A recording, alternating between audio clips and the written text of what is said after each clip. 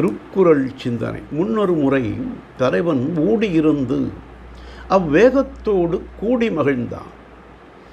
அக்கூடலில் தான் பெற்ற பேரின்பத்தை மீண்டும் பெற விரும்பி வியந்து மொழிகிறான். புலவி நீக்கி தலைவியோடு கலந்து நுகர்ந்த பொழுது அளவிலா இன்பம் விளைந்தது ஆதலால் நுதல் வியற்ப கூடலில் தோன்றிய உப்பு என்று அந்நுகர்ச்சியை வியந்து நினைந்து இனிமை இனிமை என நினைந்து போற்றுகிறான்.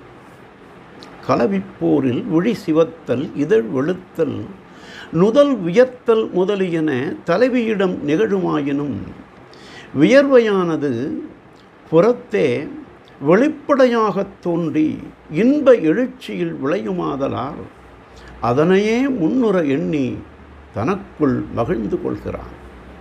ஆகவே கலவி இன்பத்திற்கு புலவியை இதில் உவமை கூறி அதனால் விளைகின்ற பேரின்பத்தை இருவரும் இனிதே பெற்று நுகர்ந்தனர் என்று தெய்வப்புலவர் ஊடல் உவகை அதிகாரத்தில் ஊடிப் பெருகுவம் கொல்லோ நுதல் வியற்ப கூடலில் தோன்றிய உப்பு என்றார்.